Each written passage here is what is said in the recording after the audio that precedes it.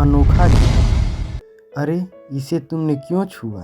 क्या तुम्हें इतना भी पता नहीं कि ये पायल के सतमाहे की पूजा की सामग्री है और ऐसी पूजा सामग्री को 5 औरत को छूने से अपशकुन होता है। तुम ये तो नहीं सोच रही हो कि तुम्हें बच्चे पैदा नहीं हुए तो तुम्हारी ननद को भी नहीं होने चाहिए।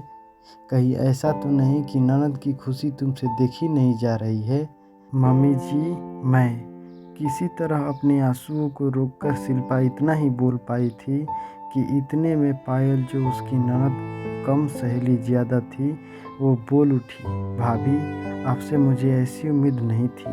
आपको तो खुश होना चाहिए था कि मैं माँ बनने वाली हूँ, उल्टे आप अपशकुन करने में लगी हैं। उसने आशा भरी नज़रों से अपने पति पंकज की ओर देखा। उसे लगा कि पंकज तो मुझे बहुत प्यार करता है, वैसे भी हमारी लव मैरिज हुई थी, वो ज़रूर मेरी ओर से कुछ बोलेगा। लेकिन पंकज ने उल्टा शिल्पा को ही कहा, तुम तो पायल को अपनी बहन ही मानती हो ना, फिर तुम पायल के साथ ऐसा कैसे कर सकती हो?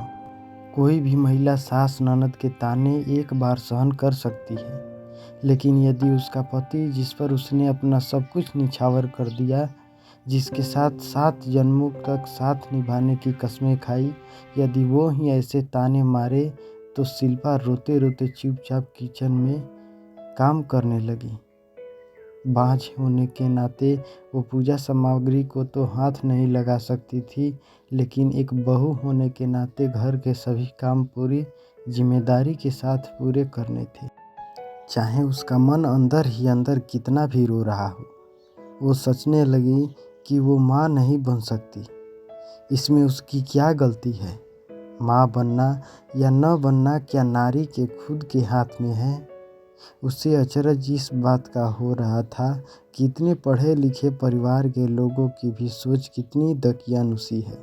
उसकी सासू माँ एक विद्यालय में पढ़ाती है, ननद सीए है, पंकज इंजीनियर है। इतने पढ़े लिखे होने के बावजूद इतनी दकियानुसी सोच की पूजा की सामग्री छूने को मात्र से अपशकुन हो जाएगा। उसे याद आया कि कैसे वो और पंकज पहली बार ऑफिस में मिले थे।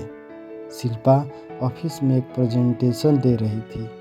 उसके प्रेजेंटेशन की बॉस के साथ साथ सभी ने बहुत तारीफ की थी, खासकर पंकज ने। पंकज उसके प्रेजेंटेशन से बहुत ही प्रभावित हुए। एक ही ऑफिस में साथ साथ काम करते हुए कब दोनों को एक दूसरे से प्यार हो गया, दोनों को पता ही नहीं चला। दोनों एक ही जाति के होने से घर वाले भी मान गए और दोनों की शादी हो गई। सास ससुर और ननद सभी का स्वभाव बहुत अच्छा था। इतना प्यार करने वाला पति पाकर तो शिल्पा अपने आप को बहुत ही भाग्यशाली समझने लगी थी। पंकज ने पहले ही कह दिया था कि शादी के बाद 2 साल तक बच्चा नहीं करेंगे, जिंदगी को थोड़ा एंजॉय करेंगे, फिर बच्चे की जिम्मेदारी लेंगे। इसलिए 2-3 साल तक परिवार में बच्चे के लिए किसी ने भी कुछ नहीं कहा। लेकिन 5 साल होते ही घर में सभी के ताने शुरू हो गए। बात बात में परिवार वाले और रिश्तेदार सभी शिल्पा को बाँझ कहकर ताने मारने लगे। पंकज पहले पहले तो नहीं बोला, लेकिन अब वो भी शिल्पा से बेरुखी से पेश आने लगा था। ऑफिस में तो सबके सामने सामान्य रहता, लेकिन घर आते ही चुप्पी साध लेता। सिर्फ काम पूर्ति बात करता, जिससे दैनंदिन कार्यों में विघ्न न आए। ऐसा लगता ही नहीं कि वे दोनों पति पत्नी हैं और एक ही घर में रहते हैं। शिल्पा का मन चित्कार कर उठता, लेकिन फरियाद करे भी तो किससे? मन महसूस कर रह जाती। उसे लगता था कि पंकज को भी बाप न बन पाने का दुख है, थोड़े दिनों में वो सहज हो जाएगा। आज शिल्पा की 8वीं सालगिरह थी। उसे लगा कि आज पंकज अपनी चुप्पी तोड़कर उसे बधाई जरूर देगा।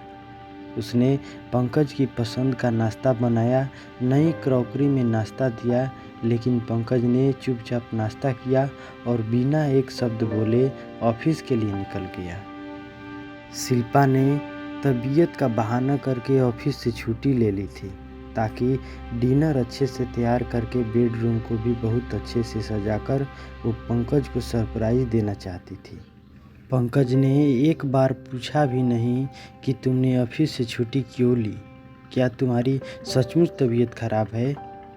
शिल्पा ने डिनर में पालक पनीर, लौकी के कोफ्ते, भिंडी की सब्जी, पुलाव, पूरी, मटर की कचौरी, रसमलाई आदि बनाए। बेडरूम को फुग्गे, बंदरवार और फूल आदि से सजाया। खुद पंकज के पसंद की हरे रंग की साड़ी पहनकर अच्छे से तैयार हुई। उसे पूरी आशा थी कि आज पंकज ज़रूर अपनी चुप्पी तोड़कर मुझसे बात करेगा।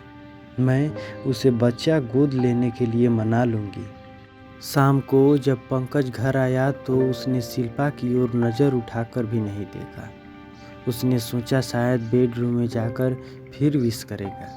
बेडरूम की इतनी सजावट देखकर भी पंकज चुप ही रहा। उसका वो रोज़ का रूटीन, मोबाइल और वो। उसने पहल करते हुए कहा, सालगिरह की बहुत बहुत बधाई हो पंकज। फिर भी पंकज चुप। अब शिल्पा का धैर्य जवाब देने लगा। पंकज, मैं आपसे कुछ कह रही हूँ। आज हमारे शादी की सालगिरह है, क्या तुम वो भी भूल गए? वो मनहूस दिन मैं कैसे भूल सकता हूँ? इसी दिन तो एक बाँझ औरत मेरे गले पड़ी थी। हम एक बच्चा गोद भी तो ले सकते हैं ना? किसी तरह अपने आप पर काबू रखकर शिल्पा ने कहा। इस विषय पर हमारी कई बार बहस हो चुकी है। मैंने कितनी बार कहा है कि मैं किसी और के बच्चे को, किसी और के खून को नहीं अपना सकता। मुझे और मम्मी को मेरा अपना बच्चा चाहिए जो तुम नहीं दे पा रही हो। खैर, आज हमारी शादी की सालगिरह है, इसीलिए मैं तुम्हारे लिए एक अनोखा गिफ्ट लाया हूँ। अनोखा गिफ्ट। दोस्तों, यह थी हमारी कहानी की पहली भाग। दोस्तों, आप अनुमान लगाइए कि पहले गिफ्ट में पंकज ने शिल्पा को क्या दिया होगा। मिलते हैं फिर से कहानी के दूसरे भाग में।